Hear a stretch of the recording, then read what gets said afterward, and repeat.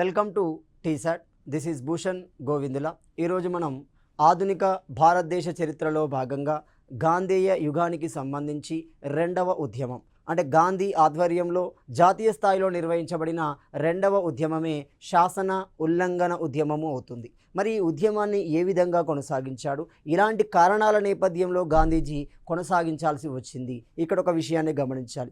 గాంధీజీ తన యొక్క సిద్ధాంతాన్ని మనము సత్యాగ్రహ సిద్ధాంతము అంటున్నాం. అంటే ఈ సత్యాగ్రహ విధానాన్ని గాంధీజీ తన జీవితకాలంలో తీసుకున్న అనేక రకాల పుస్తకాలు వాటి యొక్క సారాంశం ఆధారంగా సృష్టించడం జరుగుతుంది. మరి అలాంటి ఈ సత్యాగ్రహాన్ని కనుక గమనిస్తే మనకు ఏమర్థమవుతుంది?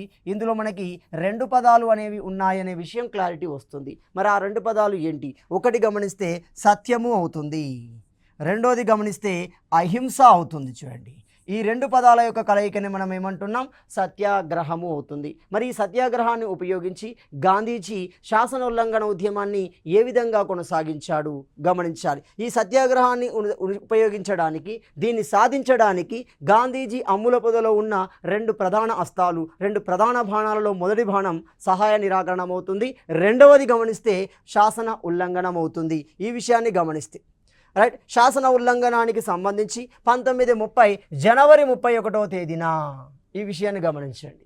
అంటే 1930 జనవరి 31వ తేదీన 11 అంశాలతో కూడిన ఒక మెమోరాండాన్ని, వినతి పత్రాన్ని అప్పటి వైస్రాయికి పంపించాడు. ఎవరు అప్పటి వైస్రాయి?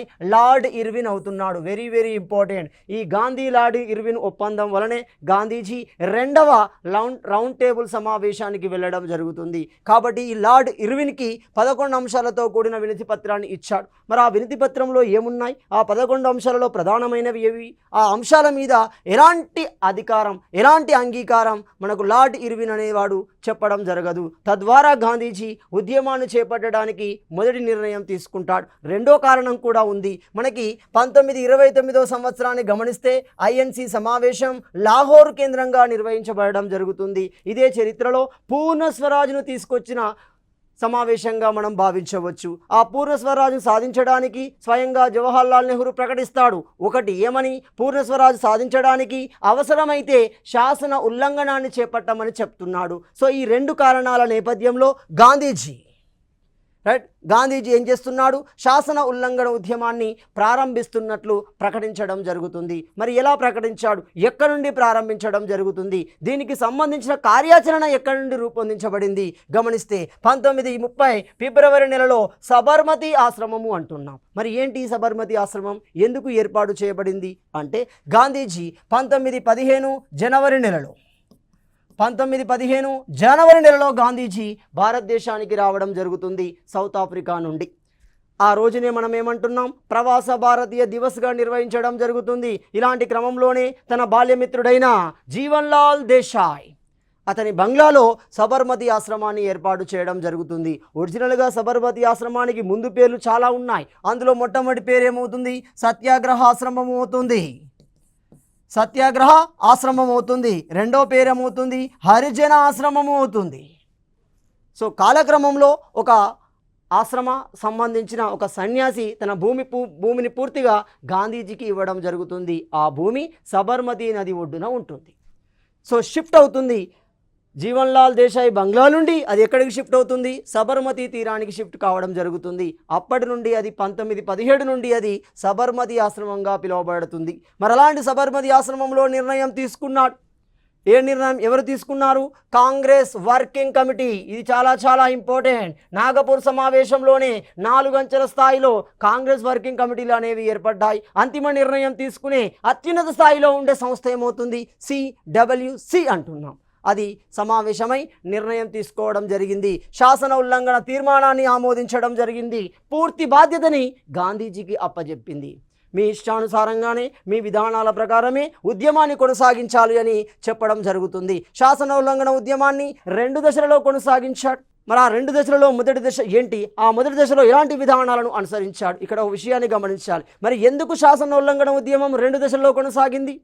ఒకే దశలో కొనసాగించవలసిన ఉద్యమం 2 దశల్లో ఎందుకు కొనసాగింది? ఆ విషయాన్ని గమనించాలి. గాంధీ ఇర్విన్ ఒప్పందమే దీనికి ప్రధాన కారణమవుతుంది. ఉద్యమాన్ని కొనసాగిస్తున్న గాంధీజీ ఆ ఉద్యమాన్ని తగ్గించడం కోసం బ్రిటిష్ ప్రభుత్వం ప్రయత్నం చేస్తుంది. బ్రిటిష్ ఒత్తిడి మేరకి లార్డ్ ఇర్విన్ గాంధీతో సంప్రదింపులు జరుపుతాడు. తద్వారా గాంధీ ఇర్విన్ ఒప్పందం అనేది కుదరడం జరుగుతుంది. తద్వారా తాత్కాలికంగా ఉద్యమాన్ని ఆపివేసి లండన్ 2వ సమావేశానికి వెళ్తాడు. అక్కడ లేవనెత్తిన ప్రశ్నలకు సమాధానం దొరకకపోవడంతో గాంధీజీ లండన్ నుండి భారతదేశానికి తిరిగి వస్తాడు. 2వ దశలో శాసనోల్లంఘన ఉద్యమాన్ని ప్రారంభించడం జరుగుతుంది. కాబట్టి మొదటి దశలో ఏ విధంగా జరిగింది? ఈ మొదటి దశలో జరిగిన ఉద్యమం కార్యక్రమాన్ని మనం ఏమన్నాం? ఉప్పు సత్యాగ్రహము అంటున్నాం. ఆ పేరులోనే ఉంది చూడండి, శాసనాన్ని ఉల్లంఘించాలి. ఏ శాసనాన్ని ఉల్లంఘించాలి? ఉప్పుపై కలిగిన శాసనాన్ని ఉల్లంఘించాలి. సాధారణంగా ఉప్పు అనేది ప్రకృతి వరప్రసాదంగా సముద్ర తీరాల నుండి తయారు చేయబడేది. అలాంటి వాటిపై పన్ను వేయడం మంచిది కాదు. ఎందుకంటే భారతదేశానికి అత్యధిక తీర ప్రాంతం ఉంది. దాదాపుగా 7,516.6 కిలోమీటర్ల పొడవైన సుదీర్ఘ తీరరేఖ కలిగి ఉంటుంది. దీని మీద అనేక మంది జనాభా, కొన్ని లక్షల జనాభా దీని మీద ఆధారపడి ఉన్నారు. 9 రాష్ట్రాలతో తీరరేఖ ప్రాంతంలో అనేక లక్షల మంది ఉప్పు తయారీపై ఆధారపడి ఉన్నారు. ఈ పన్ను వల్ల చాలామంది ప్రభావితం గురి అవుతున్నారు. కాబట్టి గాంధీజీ నిర్ణయం తీసుకున్నాడు, ఉప్పుపై గల శాసనాన్ని, పన్నుతో కూడిన శాసనాన్ని తొలగించాలి. తద్వారా ప్రజానికాన్ని జాతీయ చైతన్యం, జాతీయ ఉద్యమంలోకి తీసుకొచ్చే ప్రయత్నం చేయడం జరిగింది. అందుకే శాసనోల్లంఘన ఉద్యమంలో మొదటి దశని ఉప్పు సత్యాగ్రహంగా పిలవడం జరుగుతుంది. మరి ఎప్పుడు కొనసాగింది గమనిస్తే 1930 నుండి 31 మధ్య కొనసాగడం జరుగుతుంది. దీని యొక్క ప్రస్థానం, దీని యొక్క పాదయాత్ర సబర్మతి తీరం నుండి ప్రారంభమవుతుంది. సో 2వ దశని కనుక గమనిస్తే బహిష్కరణ రూపంలో జరిగింది. ఎప్పుడైతే లండన్కు వెళ్ళాడో గాంధీజీ, సమావేశంలో తనదైన నిర్ణయాలు ప్రకటిస్తే ఆనాటి బ్రిటిష్ ప్రభుత్వం ఎలాంటి నిర్ణయాలకు అంగీకారం తెలపదు. అలిగిన గాంధీజీ లండన్ నుండి భారతదేశానికి వచ్చి నెహ్రూతో 2వ దశ ఉద్యమాన్ని ప్రారంభించడం జరుగుతుంది. గాంధీజీ అరెస్టు చేయబడి జైల్లో నెట్టివేయబడతాడు. ఆ సందర్భంలో జరిగిందే బహిష్కరణ అవుతుంది. సో 1932 నుండి 34 వరకు ఈ 2వ దశ అనేది కొనసాగడం జరుగుతుంది. ఉప్పు సత్యాగ్రహం 1930 మార్చి 12న ప్రారంభమై ఏప్రిల్ 6వ తేదీ మధ్య అది నిర్వహించబడడం జరిగింది. బాగా గమనించాలి. ఇక్కడ మార్చి 12వ తేదీన ఎంతమంది? దాదాపుగా ఎంతమంది? మొత్తం 78 మంది గాంధీ అనుచరులు అంటున్నాం. వాళ్ళని మనం ఏమంటాం? గాంధేయవాదులుగా పిలవచ్చు. మొత్తం 70 మందితో కూడిన బృందం సబర్మతి ఆశ్రమం నుండి తన పాదయాత్ర ప్రస్థానాన్ని ప్రారంభించడం జరుగుతుంది. అందుకే ఈ ఉద్యమాన్ని చరిత్రలో ఉప్పు సత్యాగ్రహము అంటున్నాం, చరిత్రలో దండీ ప్రస్థానము అంటున్నాం. ఎందుకు దండీ ప్రస్థానము అంటున్నాము అంటే ఉప్పుపై కలిగిన పన్నుతో కూడిన శాసనాన్ని ఎక్కడ తొలగించాలనుకున్నాడు, ఎక్కడ దాన్ని వ్యతిరేకించాలనుకున్నాడు? దండి అనే ప్రాంతంలో వ్యతిరేకించాలనుకున్నాడు. కాబట్టి దండీకి ప్రస్థానం కొనసాగుతుంది, పాదయాత్ర అనేది కొనసాగుతుంది. కాబట్టి దీన్ని దండీ ప్రస్థానం అంటున్నాం. ఈ ప్రస్థానంలో ఉన్న ప్రధాన అంశం ఏంటి? ఉప్పుపై గల పన్నుని తొలగించుకోవాలి. కాబట్టి దీన్ని సాల్ట్ సత్యాగ్రహ అంటున్నాం. సో మనకి 3 పేర్లు ఉన్నాయి చూడండి, ఉప్పు సత్యాగ్రహం, లేదా సాల్ట్ సత్యాగ్రహం, లేదా దండీ ప్రస్థానము అంటున్నాం. మరి అలాంటి ప్రస్థానం ఎప్పుడు ప్రారంభమైంది? 1930 మార్చి 12న ప్రారంభమైంది. ఎంతమందితో ప్రారంభమవుతుంది? 78 మందితో ప్రారంభమవుతుంది. ఎక్కడి నుండి ప్రారంభమవుతుంది? సబర్మతి తీరం నుండి ప్రారంభమవుతుంది. ఎక్కడికి ప్రారంభమవుతుంది? పశ్చిమ తీరంలోని గుజరాత్ ప్రాంతంలోకి. పశ్చిమ తీరం గుజరాత్లోని దండి అనే ప్రాంతానికి ప్రారంభం కావడం జరుగుతుంది. మరి ఆ దండి అనే ప్రాంతానికి ఎప్పుడు ఎంతమందితో చేరుకున్నాడు? 78 మందితో ప్రారంభమైన ప్రస్థానం లక్షల మందితో దండి అనే ప్రాంతానికి వెళ్తున్నాడు. ఏప్రిల్ 5 సాయంత్రం 6 గంటల సమయానికి అక్కడికి చేరడం జరుగుతుంది. సాయంత్రం వేళ కావడంతో ఆ రోజు కాకుండా తెల్లారి ఉదయం అంటే ఏప్రిల్ 6 ఉదయాన అతడు తన చేతితో పిడికలి ఉప్పును తీసుకొచ్చి ఉప్పుపై పన్నును తొలగించండి అని తన ప్రకటనను ప్రకటించడం జరుగుతుంది. అంటే మొత్తం ఎన్ని రోజులు అవుతుంది? మార్చి 12 నుండి ఏప్రిల్ 6 వరకు 24 రోజుల ప్రస్థానం అవుతుంది. ఎన్ని కిలోమీటర్లు నడిచారు? దాదాపు 200 మైళ్ళు. అంటే మనకి దాదాపుగా 375 కిలోమీటర్ల ప్రస్థానం లక్షల మందితో కొనసాగడం జరుగుతుంది. కేవలం పదుల సంఖ్యతో ప్రారంభమైన ప్రస్థానం లక్షల మందికి చేరుకోవడం. ఆనాటి ప్రపంచం మొత్తం గాంధీజీ వైపే చూడడం జరుగుతుంది. ఒక గాంధీజీ, ఒక అనామకుడు దేశ చరిత్రలో లక్షల మందితో కూడిన ప్రస్థానాన్ని కొనసాగించడం, అతని మాట నమ్మి లక్షల మంది జనాభా ఒక పాదయాత్ర రూపంలో వెళ్ళడం ప్రపంచాన్ని మొత్తాన్ని కదిలించడం జరుగుతుంది. మొత్తంగా 24 రోజులు చేరిన ప్రస్థానం ఏ రోజుని ఏప్రిల్ 5 సాయంత్రానికి దండి అనే ప్రాంతానికి చేరడం జరిగింది. ఏప్రిల్ 6వ తేదీ ఉదయాన అతడు తన చేతితో దేశవ్యాప్తంగా ఉప్పు సత్యాగ్రహాలు, ఎప్పుడైతే తన పిడికిలతో ఉప్పును పట్టుకున్నాడో, ఉప్పుపై పన్ను తొలగించాడని ప్రజలకు ఉద్దేశించి ప్రసంగం చేశాడో, ఆ ప్రసంగానికి ముగ్ధులైన అనేక మంది దేశవ్యాప్తంగా ఉప్పు సత్యాగ్రహాలను కొనసాగించారు. మరి ఎక్కడ కొనసాగించారు? మొత్తం తీర ప్రాంతాలలో కనబడుతుంది. అలాంటి తీర ప్రాంతాల యొక్క ప్రస్థానం ఏంటి? అసలు ఇక్కడ ఒక విషయాన్ని గమనించాలి. అసలు గాంధీజీ ఈ శాసన ఉల్లంఘన అనే భావన ఎక్కడి తెచ్చుకున్నాడు? తనకు తానే సృష్టించబడిందా? ఒకరితో ప్రభావితం చేయబడిందా? గమనిస్తే తోరో అనే వ్యక్తి రాసిన గ్రంథం సివిల్ డిస్ఒబీడియన్స్. ఈ సివిల్ డిస్ఒబీడియన్స్ అనే గ్రంథానికి ప్రభావితమైన గాంధీజీ ఈ సత్యాగ్రహాన్ని ప్రారంభించడం జరుగుతుంది. దీని ద్వారా దేశవ్యాప్తంగా కొనసాగిన ఉప్పు సత్యాగ్రహాలు ఏంటి, అవి ఎక్కడ నిర్వహించబడ్డాయి గమనిస్తే, ఒకటి తమిళనాడు కేంద్రంగా నిర్వహించబడడం జరుగుతుంది. ఎక్కడ? తమిళనాడులోని తిరుచునాపల్లి నుండి వేదారణ్యం వరకు సి రాజగోపాలాచారి, ఇతన్నే మనం చరిత్రలో ఏమంటున్నాం? రాజాజీ అంటున్నాం. రాజగోపాలాచారి ఆధ్వర్యంలో తమిళనాడు కేంద్రంగా ఉప్పు సత్యాగ్రహం ఘనంగా నిర్వహించబడడం జరుగుతుంది. అదేవిధంగా కేరళ లేదా మలబార్ తీరంలోకి వెళ్ళింది.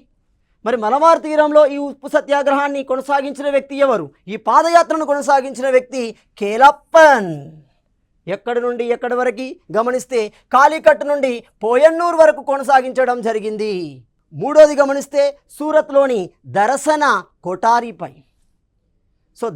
కొఠారిపై దాడి అనేది జరుగుతుంది. కారణం ఏంటి? అబ్బాస్ త్యాబ్ని అక్కడ నిర్బంధించడం. గాంధీజీ సూచన మేరకి సరోజిని నాయుడు కొంతమంది బలగంతో అబ్బాస్ త్యాబ్ని విడిపించడం కోసం ఈ దర్శన కొఠారి వైపు వెళ్ళడం జరుగుతుంది. ఆ సందర్భంలో దాడి అనేది నిర్వహించబడింది. 4 నెల్లూరు తీర ప్రాంతంలో బెజవాడ గోపాలరెడ్డి, ఓరుగంటు సుబ్బయ్యలు సత్యాగ్రహాన్ని కొనసాగిస్తున్నారు. అంటే ఉప్పు సత్యాగ్రహం యొక్క ఛాయలు ఆంధ్ర ప్రాంతానికి కూడా విస్తరించాయి. ఇటు మలబార్ తీరం, ఇటు తమిళనాడు తీరం, ఇటు మహారాఠా తీరం, అదేవిధంగా ఆంధ్ర తీరానికి కూడా విస్తరించాయి. అంతేకాకుండా మొదటిసారిగా ఉద్యమం యొక్క ఛాయలు ఈశాన్య రాష్ట్రాలకు కూడా వెళ్ళిపోతున్నాయి. సో ఈశాన్య రాష్ట్రాలలో ముఖ్యంగా నాగాలాండ్ కేంద్రానికి వెళ్ళడం జరుగుతుంది. ఈ సందర్భంలో నాగాలాండ్లో ఉన్న గిరిజన తెగ ఏంటి? మొత్తం 705 గిరిజన తెగలలో వన్ ఆఫ్ ది ట్రైబ్ ఎక్కడున్నారు? నాగాలాండ్ కేంద్రంగా ఉండడం జరిగింది. వాళ్ళనే మనము నాగాలు అంటున్నాం. సో మరి ఇలాంటి నాగాల యొక్క ట్రైబల్స్కి నాయకత్వం వహించింది రాణి గైడిన్ లియు అంటున్నాం. రాజకుటుంబానికి సంబంధించిన రాణి గైడిన్ లియు నాయకత్వం వహించింది. ఉప్పు సత్యాగ్రహాన్ని ప్రజలలో ఆ భావజాలాన్ని పెంపొందించే పాదయాత్రను కొనసాగించడం జరిగింది. అదేవిధంగా మొదటిసారి జాతీయ స్థాయి ఉద్యమం అంతర్జాతీయ ఉద్యమంగా మారిపోయింది. అప్పటి వరకు ఉద్యమం కేవలం భారతీయ భౌగోళిక పరిస్థితుల్లోనే ఉంది. కానీ మొదటిసారి ఈ ఉద్యమం యొక్క ఛాయలు, దీని యొక్క వ్యాప్తి భారతదేశాన్ని దాటి వెళ్ళాయి. ఈ విషయాన్ని గమనించండి. మొత్తం జాతీయోద్యమంలోనే మొట్టమొదటిసారిగా అంతర్జాతీయ ఉద్యమంగా పిలువబడిన మొదటి ఉద్యమం శాసన ఉల్లంఘన ఉద్యమం. కారణం ఏంటి అంటే దీని భావజాలం వాయువ్య ప్రాంతాలకు వెళ్ళడం. వాయువ్య ప్రాంతాలలో అంటే వాయువ్య సరిహద్దులో అంటే పంజాబ్ ఆ ప్రాంతాలు గమనించండి. పంజాబ్, రాజస్థాన్ ప్రాంతాలు గమనిస్తే మనకు క్లారిటీ వస్తుంది. వాటిని మనం వాయువ్య సరిహద్దు ప్రాంతాలుగా పిలుస్తాం.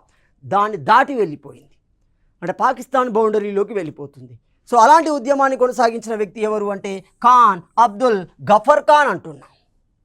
సో ఖాన్ అబ్దుల్ గఫర్ ఖాన్, ఆ ఖాన్ అబ్దుల్ గఫర్ ఖాన్ ఆధ్వర్యంలోనే మనకి ఉద్యమం అనేది సరిహద్దు ప్రాంతాలలో కొనసాగడం జరిగింది. అందుకే చరిత్రకారులు శాసన ఉల్లంఘన ఉద్యమాన్ని మొట్టమొదటి అంతర్జాతీయ ఉద్యమంగా పిలవడం జరిగింది. అంతేకాకుండా ఈ ఉద్యమ ఛాయలు కూడా పెషావర్ కేంద్రంగా వచ్చాయి.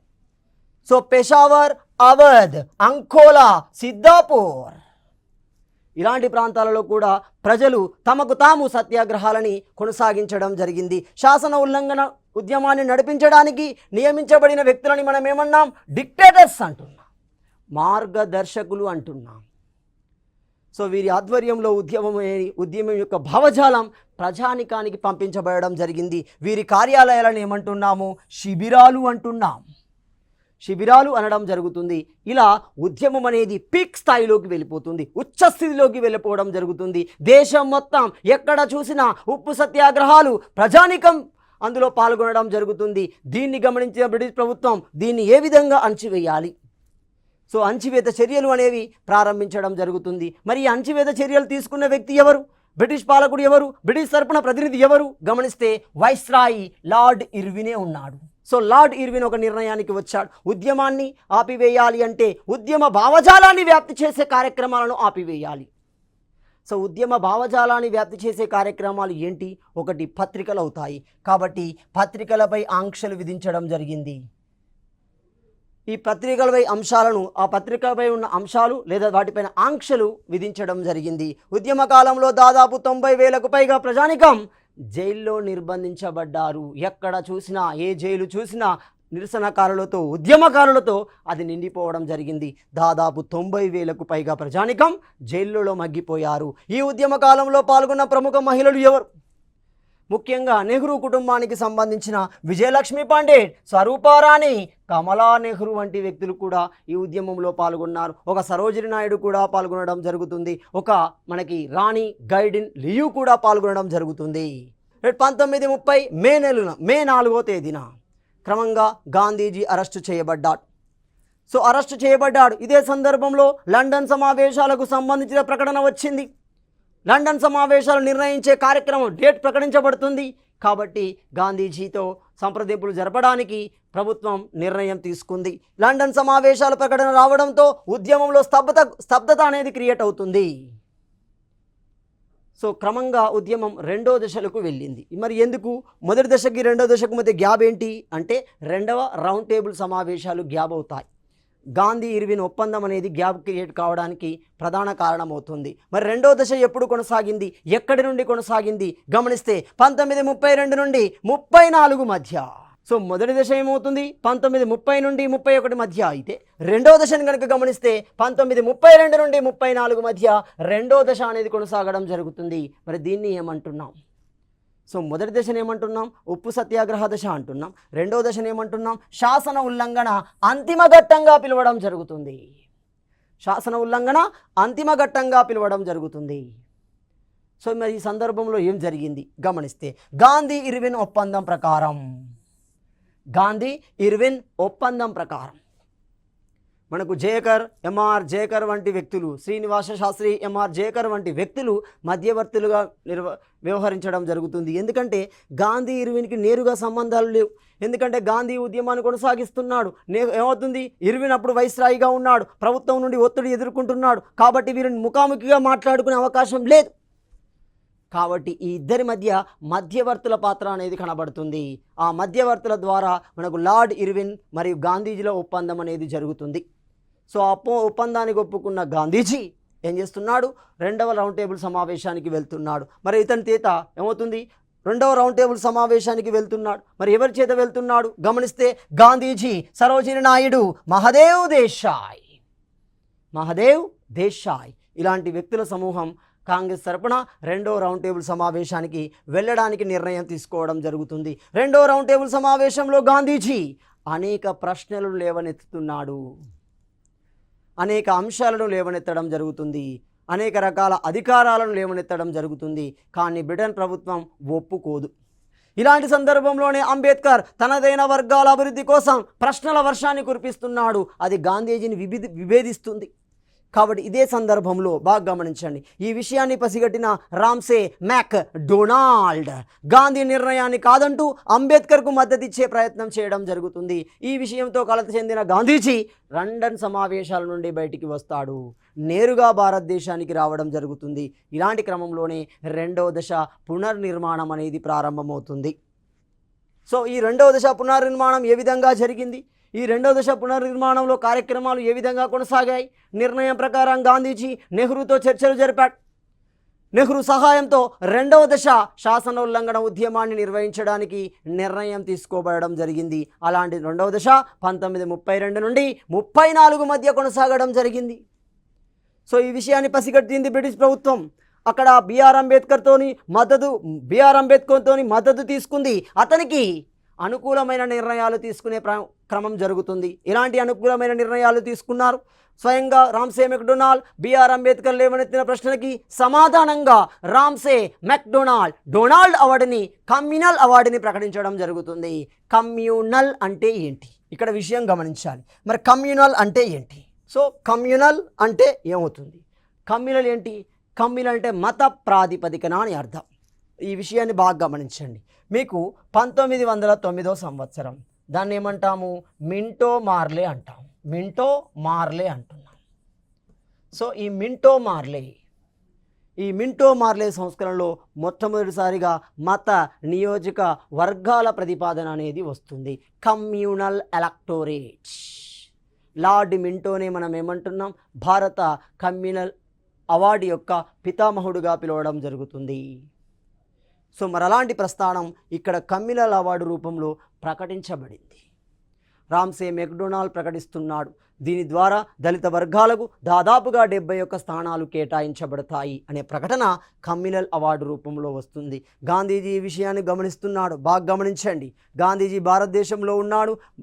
ఏమవుతుంది? బిఆర్ అంబేద్కర్ లండన్లో ఉన్నాడు. ప్రభుత్వంతో సంప్రదింపులు జరుపుతున్నాడు. క్రమంగా ఒక కమ్యూనల్ అవార్డు అనేది సాధించడం జరుగుతుంది. దళిత వర్గాల అభివృద్ధికి తనదైన ఒక సహాయాన్ని అందించడం జరిగింది. మరి ఇలాంటి క్రమంలోనే రెండవ దశను నిర్మించడానికి నిర్ణయం తీసుకున్నాడు. గాంధీజీ అరెస్టు చేయబడి పూనాలోని ఎరవాడ జైలులోకి వెళ్ళడం జరుగుతుంది. Very very important. మరి ఏ సందర్భంలో గాంధీజీ ఎరవాడ జైలులో నిర్బంధించబడ్డాడు అంటే శాసన ఉల్లంఘన ఉద్యమ సందర్భంలో గాంధీజీ ఎరవాడ జైలులోకి నిర్బంధించబడడం జరుగుతుంది. 1934లో పూనాలో జరిగిన కాంగ్రెస్ సమావేశం ఒక తీర్మానం ప్రకారం ఏమవుతుంది? ఉద్యమాన్ని నిలిపివేయడం జరుగుతుంది. సో మనకు 1934 నాటికి శాసన ఉల్లంఘన ఉద్యమం అనేది నిలిపివేయబడుతుంది. ఇక్కడ విషయాన్ని గమనించాలి. రెండవ దశ సందర్భంలో గాంధీజీ అరెస్టు చేయబడుతున్నాడు. పూనాలోని ఎరవాడ జైలులో ఉంటున్నాడు. అసలు ట్విస్ట్ ఇక్కడే జరుగుతుంది చూడండి. ఎరవాడ జైలు. సో ఏ ట్విస్ట్ జరుగుతుంది ఎరవాడ జైల్లో గమనిస్తే, ఎరవాడ జైలు కేంద్రంగా గాంధీజీ ఆమరణ నిరాహార అంటాం. ఆమరణ నిరాహార దీక్షను చేపట్టడం జరుగుతుంది. ఎందుకు చేపట్టాడు? కమ్యూనల్ అవార్డును వ్యతిరేకిస్తూ. సో కమ్యూనల్ అవార్డును స్వయంగా గాంధీజీ వ్యతిరేకిస్తూ బిఆర్ అంబేద్కర్ గారు కమ్యూనల్ అవార్డును మీరు తిరస్కరించండి, లేకపోతే నేను ఆమరణ నిరాహార దీక్షకు వెళ్తాను అని వెళ్ళాడు. ఆల్రెడీ ఆమరణ నిరాహార దీక్షకి గాంధీజీ ఆరోగ్యం క్షీణిస్తుంది. ఈ సందర్భంలో అనేక మంది బిఆర్ అంబేద్కర్తో సంప్రదింపులు జరిపారు. గాంధీజీ ఆమరణ నిరాహార దీక్ష వీడటం లేదు. ఒకవేళ మీరు ఇలా మొండి పట్టుపడితే గాంధీజీ మరణించే అవకాశం ఉంటుంది. స్వయంగా మీరు వెళ్ళి గాంధీజీతో సంప్రదింపులు చేయండి అన్నాడు. స్వయంగా బిఆర్ అంబేద్కర్ ఎరవాడ జైలులో ఉన్న గాంధీజీతో సంప్రదింపులు చేపట్టడం జరిగింది. దాన్నే మనం చరిత్రలో ఏమంటున్నాము? గాంధీ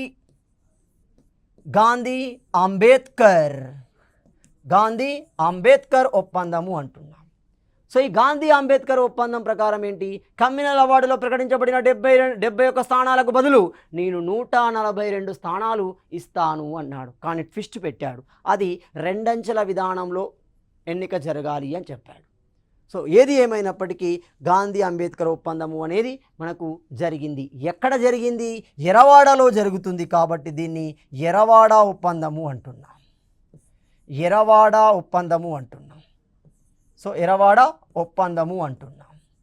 ఎక్కడ జరిగింది? ఇది పూనాలోని ఎరవాడలో జరిగింది. కాబట్టి దీన్ని పూనా ఒప్పందము అని కూడా అనవచ్చు. సో ఇలా పేర్లు అనేవి ఉంటాయి. సో గాంధీ అంబేద్కర్ ఒప్పందం, దీన్నే మనం చరిత్రలో ఎరవాడ ఒప్పందం, దీన్నే మనం చరిత్రలో పూనా ఒప్పందంగా పిలవడం జరుగుతుంది. మొత్తంగా బిఆర్ అంబేద్కర్ గాంధీ నిర్ణయాన్ని గౌరవించడంతో క్లియర్గా ఆమరణ నిరాహార దీక్ష ఏమవుతుంది? అది ఆపివేయబడడం జరుగుతుంది. మరి ఇలాంటి క్రమంలోనే 1934 నాటికి పూనా కేంద్రంగా కాంగ్రెస్ ప్రత్యేక సమావేశం నిర్వహించబడుతుంది. మరి ఈ సమావేశంలో నిర్ణయం తీసుకుంటున్నారు. ఏమని? శాసన ఉల్లంఘన ఉద్యమాన్ని నిర్వహించడానికి అవకాశం ఉందా అంటే ఇప్పటి పరిస్థితులు అనుకూలించడం లేదు. ఇప్పట్లో దాన్ని ఆపివేయడమే, నిలిపివేయడమే సరి అయిన నిర్ణయం అనేది ప్రకటించబడడం జరుగుతుంది. మొత్తంగా ఒక తీర్మానం రావడంతో 1934 నాటికి పూనా ఐఎన్సీ సమావేశ తీర్మానం ప్రకారం శాసన ఉల్లంఘన ఉద్యమాన్ని ఆపివేస్తున్నట్లు ప్రకటించడం జరిగింది. ఇలా మనకు 1930లో ప్రారంభమైన శాసనోల్లంఘన ఉద్యమం 2 దశలుగా కొనసాగింది. మరి ఇలాంటి క్రమంలోనే మొట్టమొదటిసారిగా ఉద్యమ ఛాయలు అనేవి దేశాన్ని దాటి వెళ్ళాయి. సో అలా దేశాన్ని దాటి వెళ్ళడంలో ఆ దాటి వెళ్ళిన ఆ ఛాయల ఆ ఉద్యమాన్ని నిర్వహించిన వ్యక్తి ఎవరు? అతడే ఖాన్ అబ్దుల్ గఫర్ ఖాన్ అంటున్నాం. ఖాన్ అబ్దుల్ గఫర్ ఖాన్ అంటున్నాం. ఇతనికి ఉన్న బిరుదులు గమనిస్తే ఒకటి ఫ్రాంటియర్ గాంధీ అంటున్నాం, ఇతనే మనము సరిహద్దు గాంధీ అంటున్నాం. సరిహద్దు గాంధీ లేదా ఫ్రాంటియర్ గాంధీగా పిలువబడే వ్యక్తి ఖాన్ అబ్దుల్ గఫర్ ఖాన్ అవుతున్నాడు. అంతేకాకుండా ఇతని యొక్క సేవకులని, ఇతని అనుచరులని మనం ఏమంటున్నాం? రెడ్ షర్ట్స్ అంటున్నాం. రెడ్ షర్ట్స్ అనడం జరుగుతుంది. Red shirts. రెండోది దైవ సేవకులు అంటున్నాం. ఇతనికి మరొక పేరే, వీరికి మరొక పేరే ఎర్ర చొక్కాల దళము అంటున్నాం. ఎర్ర చొక్కాల దళం ఉర్దూ పరిభాషలో వెళ్ళని ఏమంటున్నాం? ఖిదాయ్ ఖుద్మత్ దార్స్ అంటున్నాం. దాదాపుగా 40,000 మంది, దాదాపుగా 40,000 మంది ఇతని యొక్క అనుచరులుగా ఉండడం జరుగుతుంది. వీరినే ఉర్దూ పరిభాషలో ఖిదాయ్ ఖుద్మద్దార్, వీరిని రెడ్ షర్ట్స్, వీరిని దైవ సేవకులు, వీరిని భగవత్ సేవకులు, వీరిని ఎర్ర చొక్కాల దళంగా పిలవడం జరుగుతుంది. ఇలాంటి దళ సహాయంతో ఖాన్ అబ్దుల్ గఫర్ ఖాన్ ఉద్యమాన్ని సరిహద్దు కేంద్రంగా నిర్వహించాడు. చరిత్రలో సరిహద్దు గాంధీగా పిలువబడడం జరుగుతుంది. ఇలా మనకు శాసనోల్లంఘన ఉద్యమం 1930 నుండి 34 మధ్య కొనసాగడం జరిగింది. 2 దశలలో నిర్వహించబడడం జరిగింది. తదుపరి జాతీయోద్యమం నిర్వహించడానికి కావలసిన ప్రజా చైతన్యాన్ని ఈ రూపంలో నింపడం జరిగింది. ఇక్కడ ఒక విషయాన్ని మీరు గమనించాలి. సో గాంధీ నాయకత్వంలో మొదటగా జాతీయ స్థాయిలో నిర్వహించబడిన ఉద్యమం సహాయ నిరాకరణం అన్నాం, ఇది బాగానే ఉంది. రెండోది శాసనోల్లంఘన ఉద్యమం ఉన్నాం. మరి ఆ తర్వాత నిర్వహించబడిన ఉద్యమం ఏంటి? క్విట్ ఇండియా అన్నాం. కాబట్టి ఇక్కడ క్లియర్గా గమనించండి. ఈ 2 అంశాలను గమనిస్తే ఒక క్లారిటీ వస్తుంది. అంటే గాంధీజీ యొక్క నినాదం ఏమన్నాం, దాని విధానం ఏమన్నాం? సత్యాగ్రహము అంటున్నాం. సో ఈ సత్యాగ్రహాన్ని సాధించాలి అంటే, ఈ సత్యాగ్రహం ఆయుధాన్ని ఉపయోగించాలి అంటే, ఉపయోగించడం ద్వారా సమస్యకు పరిష్కారం సాధించాలి అంటే 2 విధానాలు అవసరము అన్నాడు. ఏంటి అవి? ఒకటి, సహాయాన్ని నిరాకరించాలి, తద్వారా సమస్యకి పరిష్కారాన్ని తీసుకోవచ్చు. అందుకే గాంధీజీ అమ్ముల పొదిలో ఉన్న సత్యాగ్రహాన్ని కొనసాగించడానికి గాంధీ అమ్ముల పొదిలో ఉన్న 2 ప్రధాన అస్త్రాల్లో ఒకటి సహాయ నిరాకరణ, 2 శాసన ఉల్లంఘన అవుతున్నాయి. చూడండి, అందుకే జాతీయోద్యమంలో సత్యాగ్రహాన్ని పూర్తి స్థాయిలో గాంధీజీ ఉపయోగించగలిగాడు. ఒకటి సహాయ రూపంలో, 2 శాసన ఉల్లంఘన రూపంలో. అందుకే ప్రతి సందర్భంలో గాంధీజీ చెప్తున్నాడు సత్యాగ్రహంలోని 2 పదాలు, అందులో ఒకటి సత్యం, 2 అహింస. ఇవి నా మానస పుత్రికలుగా గాంధీజీ ప్రతి సందర్భంలో ప్రకటించడం జరుగుతుంది. పూర్తిగా సత్యాగ్రహానికి సంబంధించిన ఆయుధాలు ఉపయోగించబడ్డట్టయ్యాయి. మొత్తంగా ప్రజానికం జాతీయ చైతన్యం పట్ల, జాతీయ ఉద్యమం పట్ల, బ్రిటిష్ వ్యతిరేక ధోరణుల పట్ల చైతన్యం పొందడం జరిగింది. ఇలా మనకు శాసన ఉల్లంఘన ఉద్యమం అనేది కొనసాగింది. తదుపరి అంశాన్ని మనము తదుపరి వీడియోలో చర్చించుకుందాం.